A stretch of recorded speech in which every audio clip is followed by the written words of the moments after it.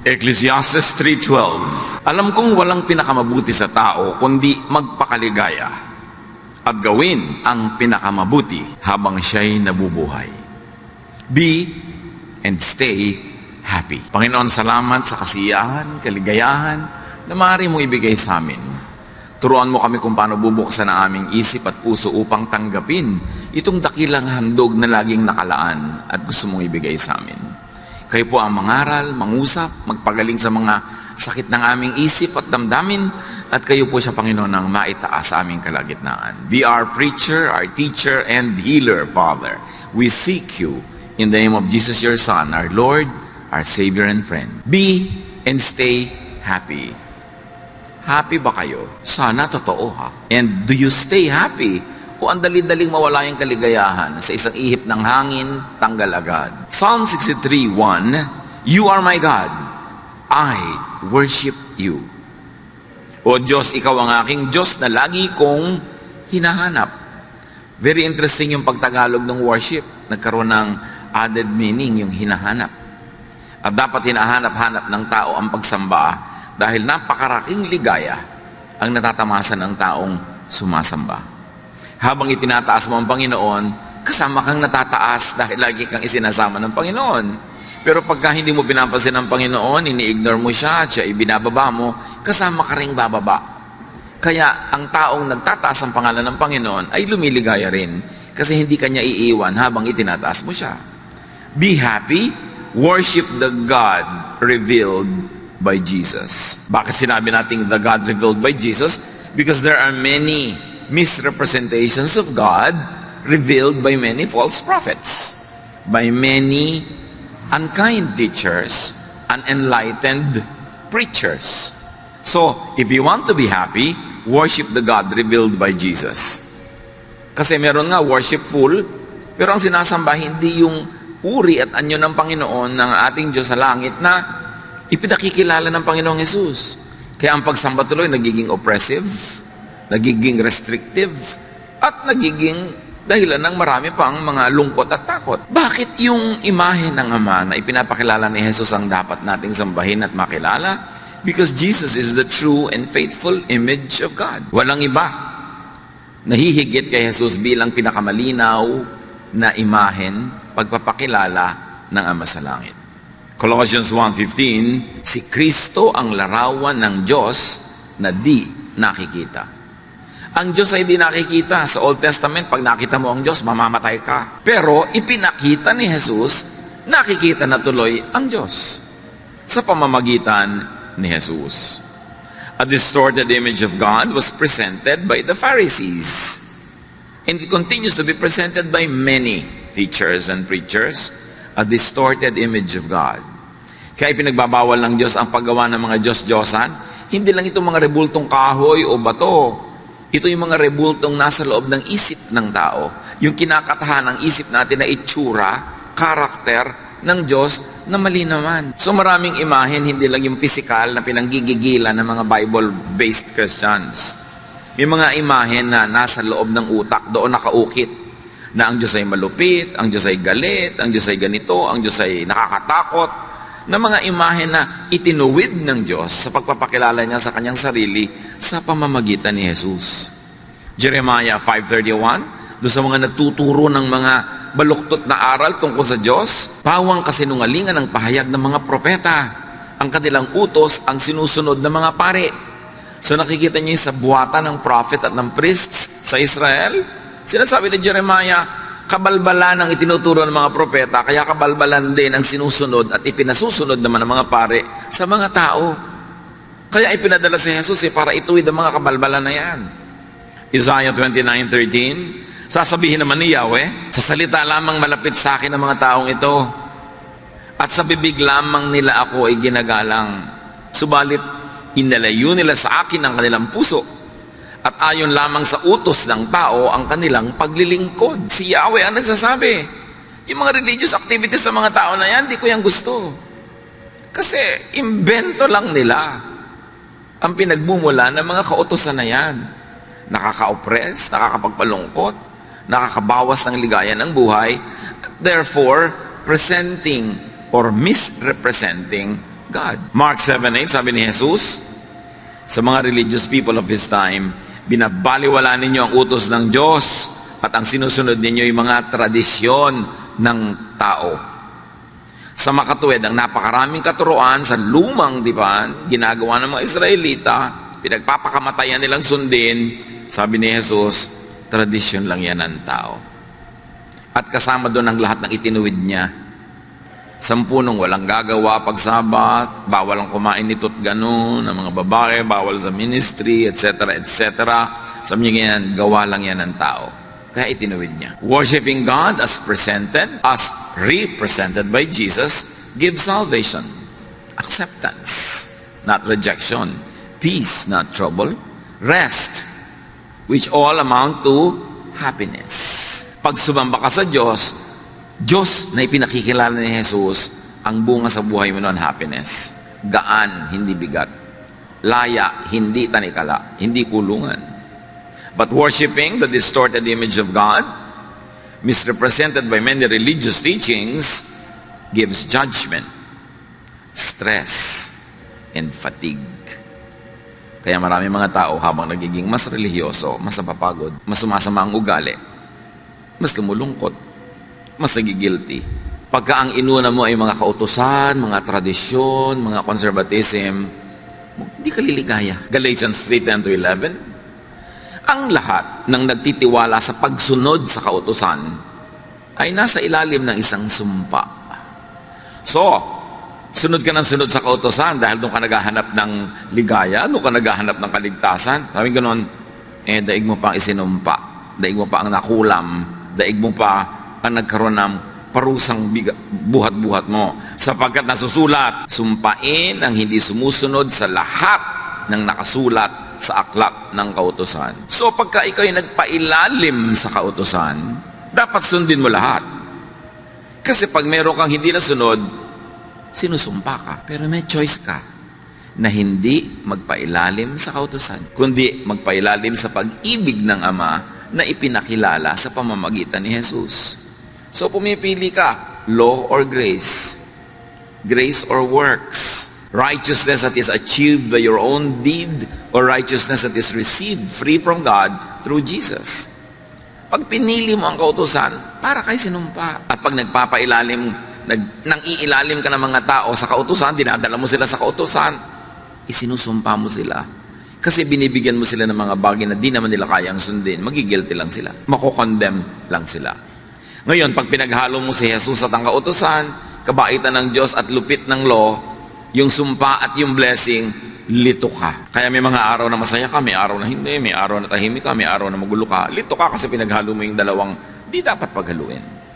Verse 11, malinaw na walang taong pinawawalang sala sa paningin ng Diyos sa pamamagitan ng kautusan. So pag sinikap mong sukatin ng iyong sarili, timbangin ang iyong sarili sa kautusan, lagi kang bagsak. Sayang ang religion.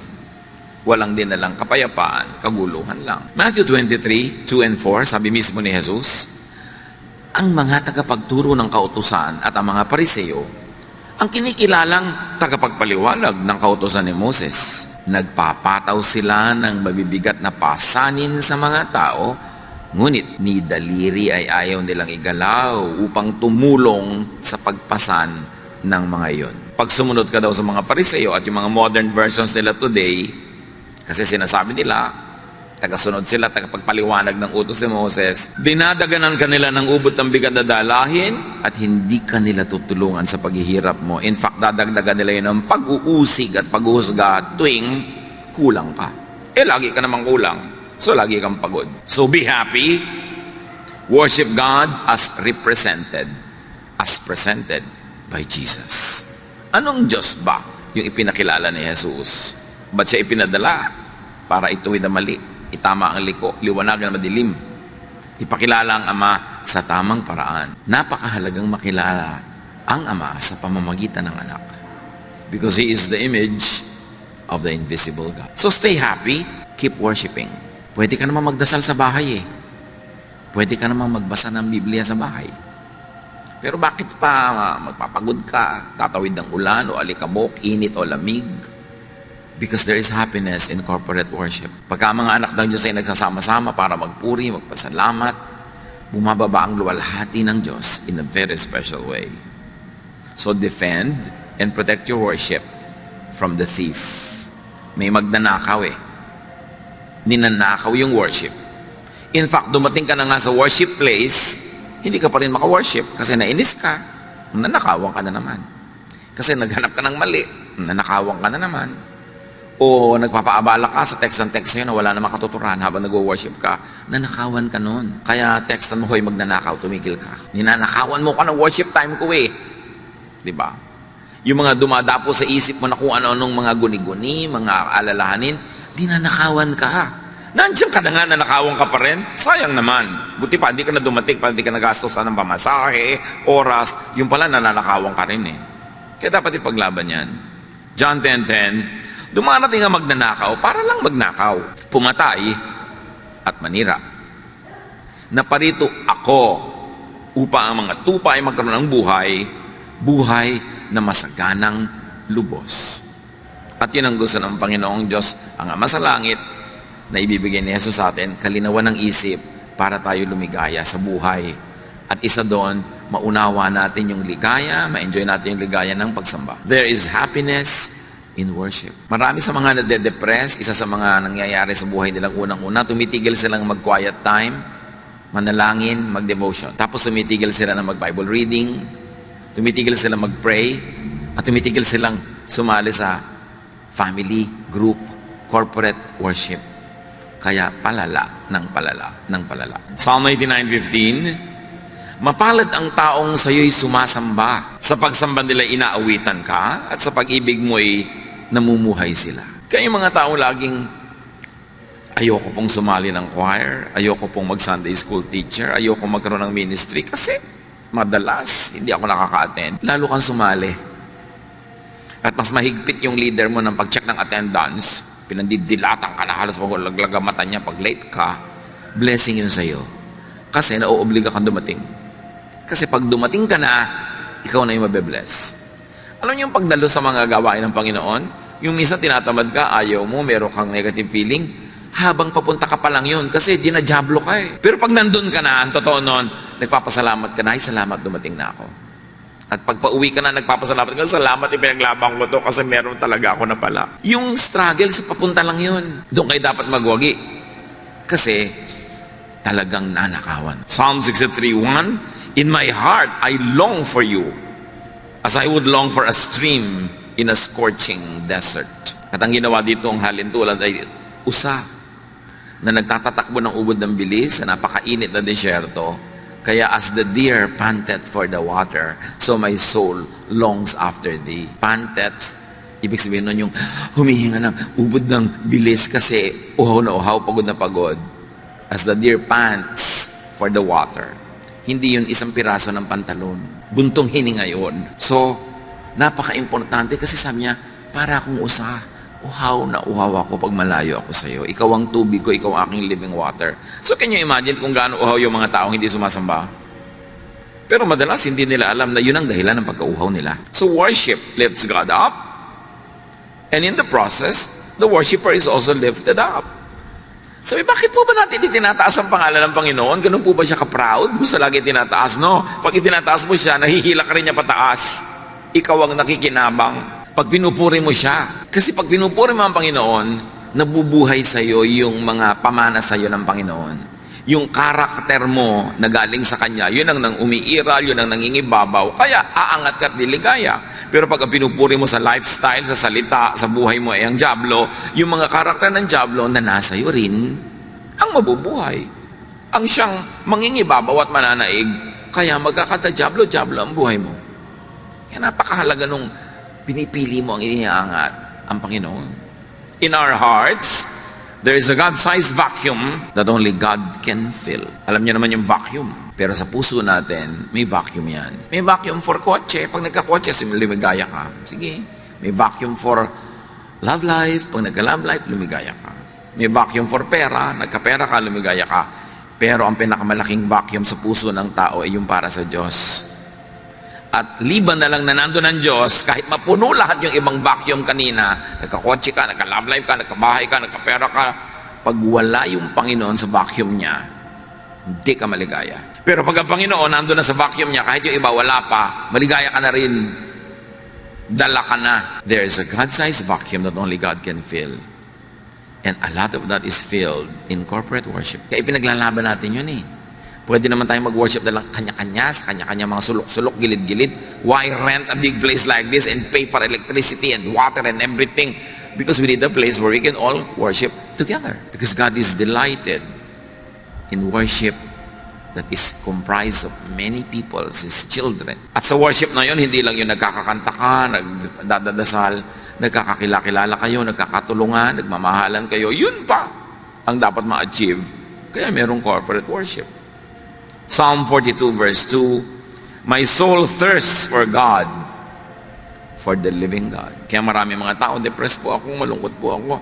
Ano, Diyos lang yan, ang kulang. Kailangan lagay mo siya at yung lahat iba susunod na.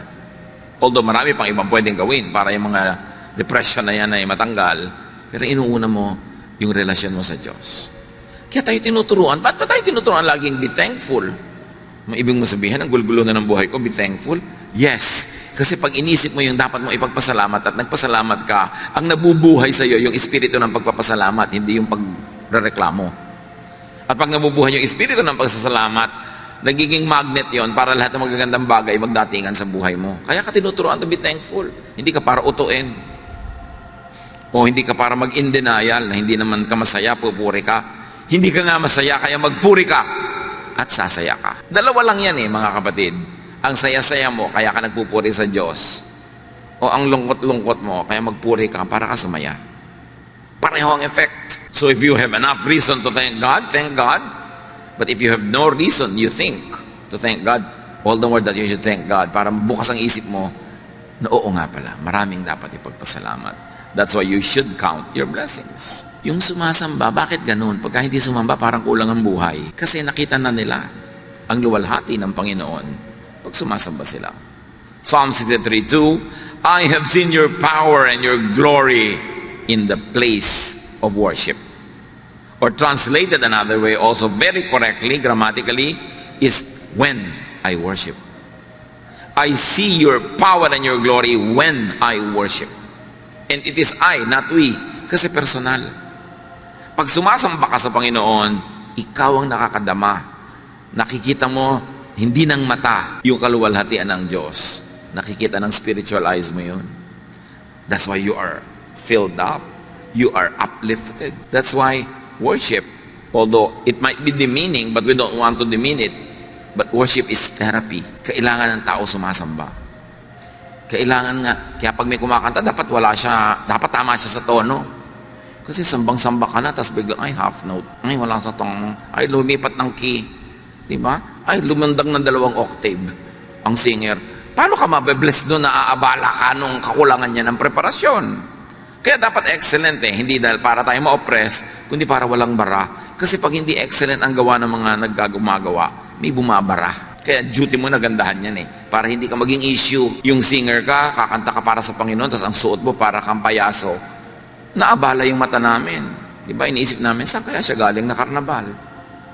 Kaya dapat yung simple, yung hindi tumatawag ng pansin sa sarili. Kasi ikaw lang napansin namin, hindi na Diyos. Kaya nga pinag-uniform yung mga choir para magkakamuka, hindi yung pagandaan ng damit, pakintaban. Kaya nakakaabala yung mga ganung bagay. Pati mga katabi, yung may kasama kang bata, ang likot-likot, hindi na naka-worship yung katabi mo. Nakaganon lang yan, pero gusto niya lumutakin yung mukha ng bata na yan. Ipokrita lang siya, kaya hindi niya sinasapak ang anak mo. Pero ang totoo, yung anino niya, sabi niya sa anak mo, pak, pak, pak, pak. Lahat ng tumatawa, totoo. Hindi talaga nakaka-bless yung may malikot. Tapos may katabi ka, text ng text, so uy, nasa worship ako. Hindi nakaka-bless yun. Diba? So dapat blessing ka sa kapwa mo nagwa-worship. Kasi pinaglaban niyang makarating dyan, tapos ikaw ang jablita sa buhay niya. Yung pagtingin niya sa'yo, nakapatong pala sa batok mo si Satanas. Para busitin siya. So, dapat blessing tayo sa isa't isa. Yung bang, talaga, may mga palakpak pa yan. Yung bang, pwede ka namang umusod-usod para yung dumadating, makaupo na agad, hindi yung 5 tao na yung natapakan niya bago siya makarating sa silya doon sa loob. Yung Don't be a blessing. Kailan isip, paano kaya ako magiging hindi abala sa kapwa ko sumasamba? Nagko-concentrate siya, dadaan ako, mamaya na lang. Pwede ko pa namang hindi gawin yung gusto kong gawin ngayon para hindi ako makaabala sa kapwa. Because when we are at worship, God is in His holy temple. And that temple is not a building. The temple is our heart. At dapat hindi yun nagugulo. Psalm 63:3, your love means more than life to me. And I praise you. Yun, Panginoon, ang mahalaga sa akin, yung pagmamahal nyo. At pag worship ako, nagpe-pray ako, nagpapasalamat ako, lalong lumilinaw sa akin na mahal nyo nga ako. At habang lumilinaw yun, nagiging positive ang pananaw ko sa buhay, lalo namang dumadating sa akin ng mga positive things. So value God's love as life, as more than life. And you celebrate God's love at worship. And remember, ang topic natin is how to be happy. And we focus on one very powerful way to be happy. Be worshipful. Stay happy. Psalm 63:4-5.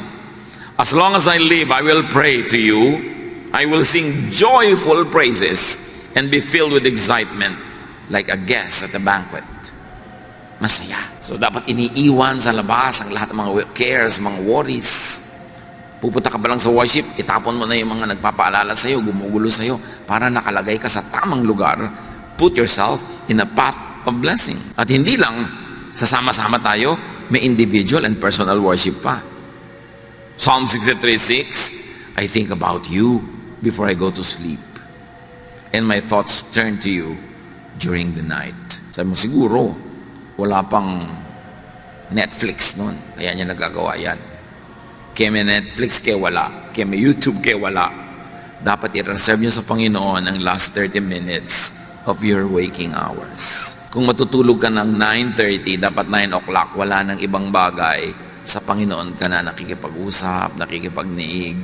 Huwag mong punuin ang lahat ng oras mo ng lahat ng pagod, panood, isip, text, computer, kasi walang natitira sa Diyos. Sabi niya, I think about you before I go to sleep. Can you imagine that? Kung ganong lalim at sarap ng tulog ang mangyayaring bunga niyan. My thoughts turn to you during the night. So think of God before going to sleep and think of God in your sleep. Kasi ang natutulog lang naman katawan, yung isip gising pa, nananaginip pa nga yun, di ba? Kung ano pa pinag-iisip ng isip. At kung kayo merong problemang hindi nyo alam ang solusyon, may tanong na hindi nyo alam ang sagot, may pasya kayo na hindi nyo mapagpasyahan, bago kayo matulog, sabi nyo, Lord, ibigay nyo po sa akin habang tulog ako para pagising ko nandun na. It works. But you have to think of God before you go to sleep. You have to dedicate your sleep to God. Psalm 63:7-8. You have helped me, and I sing happy songs in the shadow of your wings. I stay close to you, and your powerful arm supports me. Deep happiness, joy is indwelling in the house of the Lord. And that house is not always a physical house. Most importantly, it is your mind. Make your mind, make your thought the habitation of the divine. Gawin natin ang ating isip na tahanan ng Diyos, hindi tahanan ng kung sino-sino. Joy is in being in a state of spiritual oneness with God and God's family. Kaya nagtuturo ng forgiveness. Kaya nagtuturo ng helping one another para may love. At pag may love, may iba pang napuproduce na happiness para sa bawat isang participant in the production of that love. Pag may minamahal ka, may pinapatawad ka, may nare-release na blessing sa Kanya at sa iyo at sa lahat ng nakapaligid sa inyo.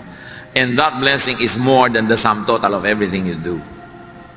Nagpatawad ka ng isa, nagpatawad siya ng isa, ang blessing nyo, 10. Namumultiply. Tuwing nagpapatawad ka, merong bangko sa langit na biglang bumubukas at nakaka-withdraw ka ng happiness. Kaya ka tinuturuan magpatawad. Hindi para ka ipaapi. Lugi naman po ako pag nagpatawad ako. O sige, huwag kang magpatawad. Tingnan natin kung hindi mas marami kang lugi. Yun lang may galit kang kinikim-kim, lugi ka na nun eh. Ang laking kalugihan yun. Dapat mabuksan ng maraming tao yung pinto ng pagpapala ng Diyos eh. At ang mga susi niyan, pagpapatawad, pagmamahal, pagtutulungan, pagpupuri, pasalamat. Yan ang nagbubukas ng susi ng pinto ng kaligayahan. Hindi yan itinuro ng walang dahilan. So, maganda kung naintindihan mo, tapos sinusunod mo, pero kung hindi mo maintindihan, at ang tagal mo na hindi maintindihan, sundin mo na lang. At habang sumusunod ka, baka doon mo palang maintindihan. Because while at worship, at hindi lang yun yung formal program ng worship, yung paggawa ng mga bagay na nakakalugod sa Diyos, worship yon. Artist ka, gumagawa ka ng magandang piece of art, worship yon. Singer ka, kumakanta ka, worship yon. At walang secular o holy songs, lahat ng songs sa Diyos. Ang mahalaga yung content. Pinupuri mo ba ang Diyos? Kahit pinupuri mo ang bulaklak na sampagita, pinupuri mo na ng Diyos noon kasi siya ang gumawa ng sampagita. May mga churches, bawal kumanta ng secular song. Ano ba yung secular song? Sino umimbento ng kahulugan ng secular? Walang secular. Because the earth is the Lord's and everything in it. Lahat sa Diyos. Ang mahalaga, paano mo ginagamit yon? Nakakaluwalhati ba sa Diyos? O hindi. Pwede po ba kami kumanta sa worship ng sampagita flower? Pwede. Basta ipaliwanag mong sa pagpuri mo sa sampagita, ang pinupuri mo yung nag-create ng sampagita. Aamoy-amoy ka pa din na magpapasalamat ka sa Panginoon sa scent ng sampagita. Kaya lang baka naman mamaya yung kanta mo na to ko sa talong, okra, bahay kubo na yun. So, why not? Pero huwag naman laging puro ganun dahil hindi naman malinaw lagi yung mensahe nun Pero why not? For variety. Basta God glorifying. Napakahalaga na makita mo na you can worship God through anything and everything you do. O ikaw ay nanay, wala kayong kabudget-budget, ang ulam nyo lang kamatis at saka tuyo. Basta mo na lang ibinato kaldo sa kaprasong plastic na plato yung kamatis at tuyo. Pwede mo nang arrange na maganda, hiniwa-hiwa mo yung kamatis, korting smiley pa. Worship yon. You're worshiping God by glorifying Him na kahit kamatis at tuyo yon. Ang ganda ng presentation because God is God of beauty. And then liligaya ka pag ganun. Psalm 23:6. Surely your goodness and love will follow me all the days of my life, and I will dwell in the house of the Lord forever. Again, it's not a physical house.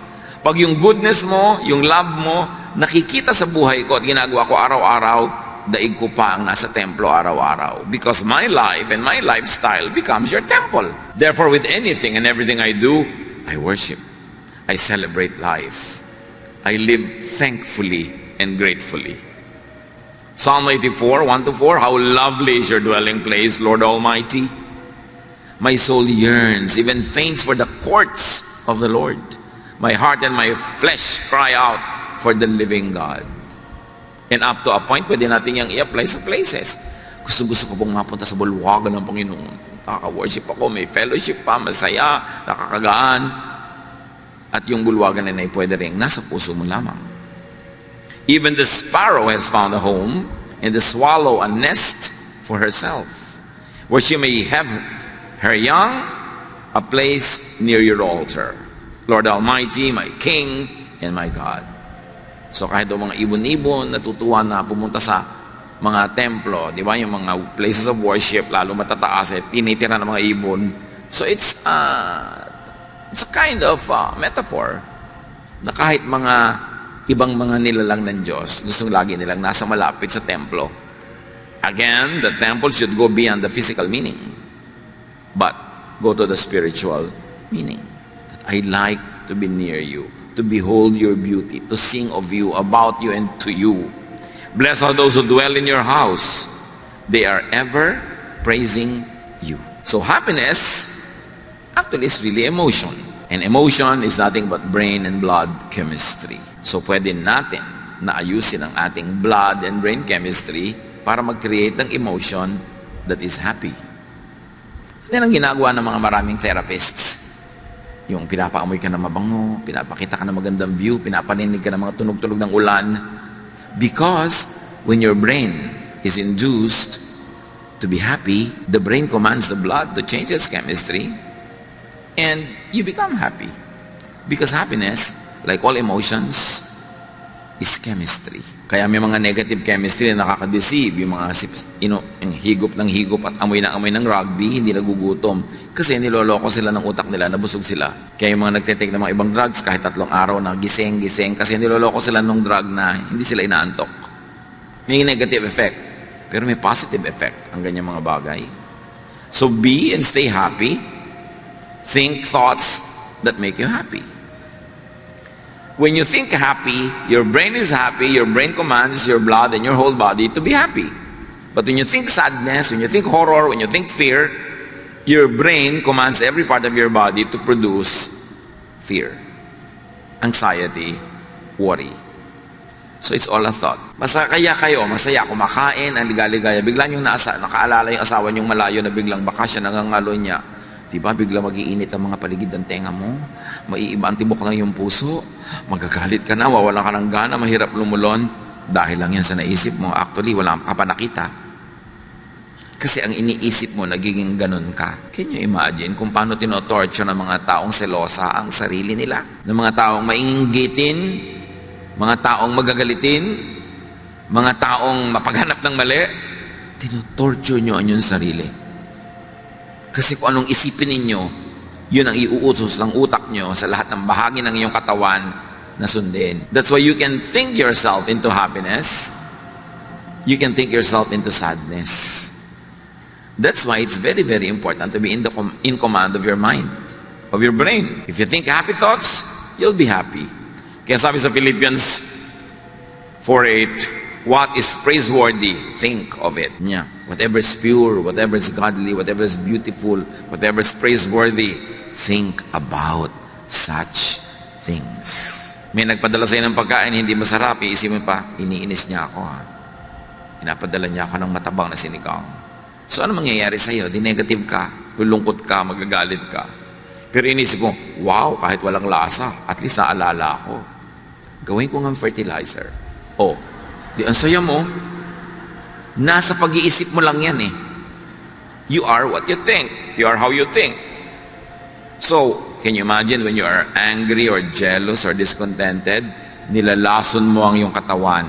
Kasi lahat ng negative thoughts, nagre-release ng toxins in your blood. So, nilalason mo ang iyong sarili. Kaya tayo inuutosang, magpatawad ka na. Kalimutan mo na yan. Hindi ko pumalimutan. O sige, talaga namang may brain ka kasi, so hindi mo malimutan kasi may memory ka. Pero magpatawad ka na rin. I cannot forget po. Sige, forget na forgetting. Just forgive. Think of God. Yan ang pampasaya. Pero kung iniisip mo, Diyos ko, malapit na yata second coming. Judgment day na, end of the world. Di negative na naman ang naisip mo. Huwag mo pag-iisipin yan. Problema yan ng Diyos. Sabi nga ni Jesus, ako nga hindi ko alam kung kailan. Buti ka pa, alam mo. Di ba, nadaig mo pa ako, alam mo yung date.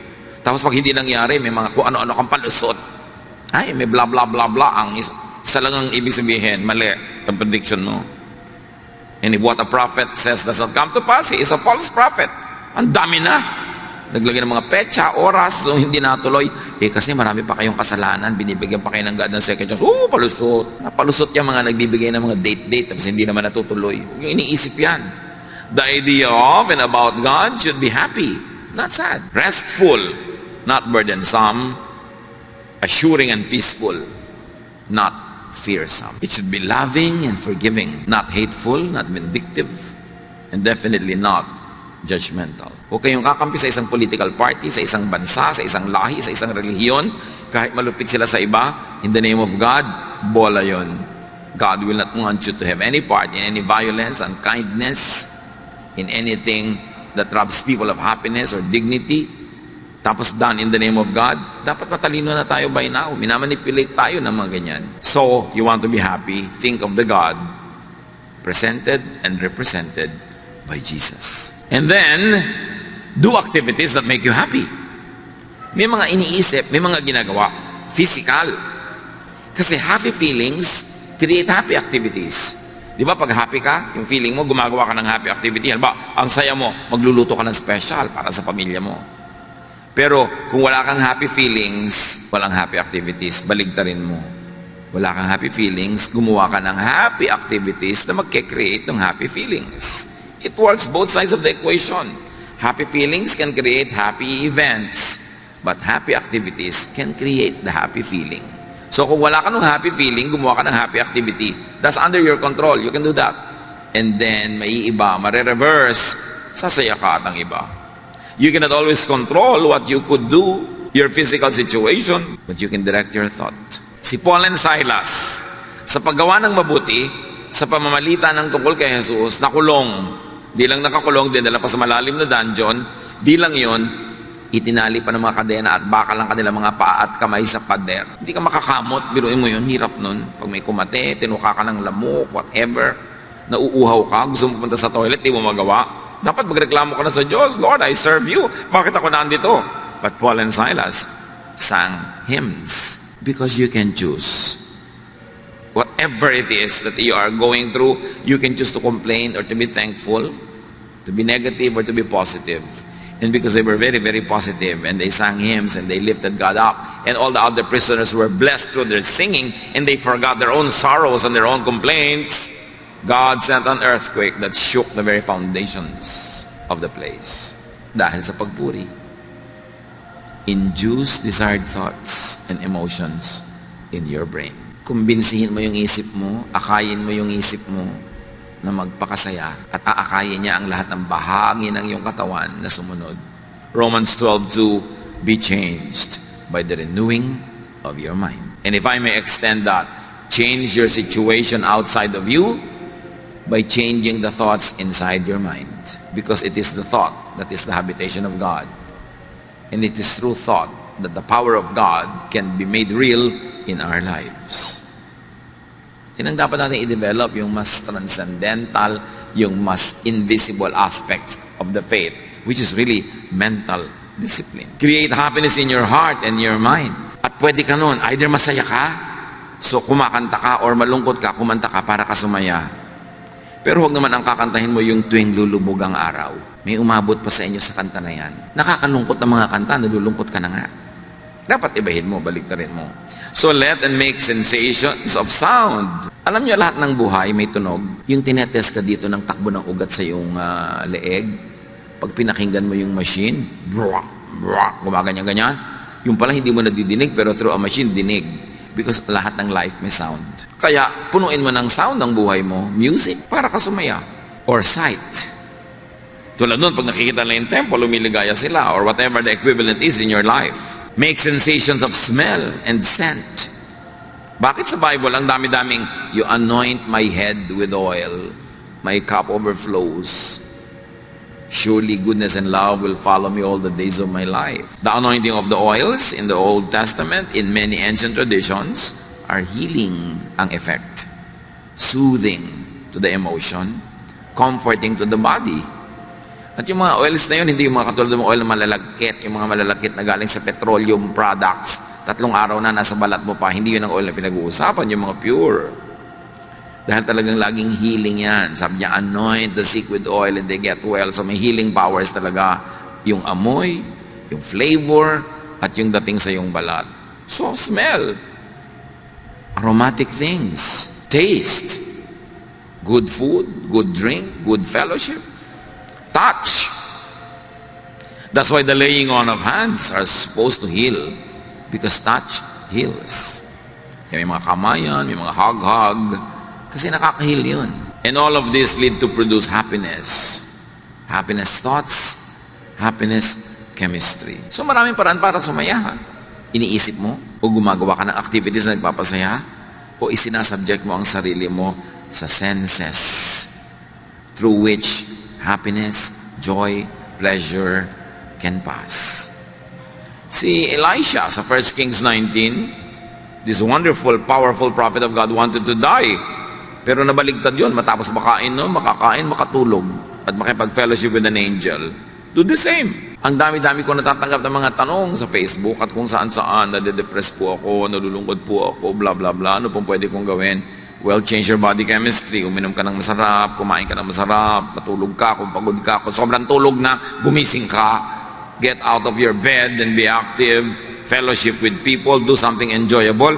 Pag hindi naman nilayasan kanyang lungkot na yan eh. Di ba? Resist the devil and he will flee from you. You don't have to fight the devil, you just have to resist. So may spirit of sadness, resist it. How do you resist it? Not by entertaining it.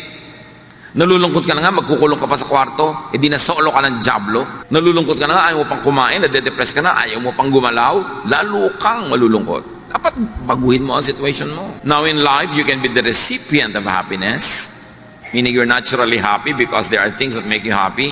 Or if you are not a naturally happy person, then be the producer of happiness.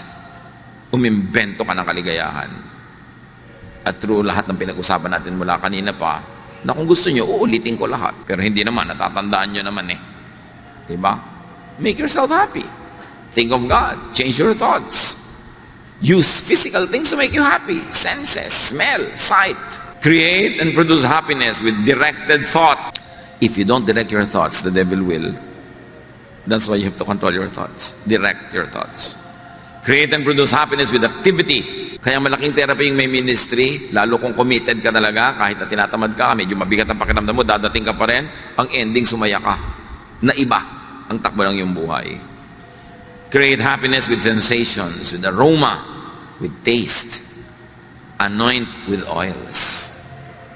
Very important yun. Makikita mo yung ministry ng mga ganong bagay. 1 Corinthians 9:27. Subalit pinahihirapan ko ang aking katawan at sinusupil ko upang sa gayo hindi ko ako maalis sa paligsahan pagkatapos kong mangaral sa iba. Now, bago kayo maghampas-hampas sa sarili at magpahirap, ang tinutukoy lang naman ni Pablo dito, nag-i-exercise ako ng self-control para yung goal ko mangyari. Yung katawan ko tinatamad na bumangon, ibabangon ko yan kasi ang tagal ko na nakahiga eh. Yung katawan ko gustong maging mapagsarili lamang pero lungkot naman ang bunga. Well, pipilitin ko ang katawan ko na makisalamuha, makipagkapwa, dahil baka yun ang nawawalang element sa aking buhay. Philippians 4:13, ang lahat ng ito ay magagawa ko dahil sa lakas na kaloob sa akin ni Kristo. Sabi natin kanina pat paulit-ulit, worship the God presented and represented by Jesus. What is the image of God and the image of heaven that Jesus presents? The image of heaven, the paradigm or symbolism of life that Jesus presents is a happy one. Kaya kung minsan, I'm very uncomfortable with yung image ni Jesus na lagi nasa krus. Para namang ilang oras lang naman siyang nasa krus, tapos forever ayaw mo nang alisin doon, nakapako na. If ever there are images in religious statuary that's very uplifting, it is the risen Christ. Ang lungkot-lungkot naman ng imahe ng crucifix eh.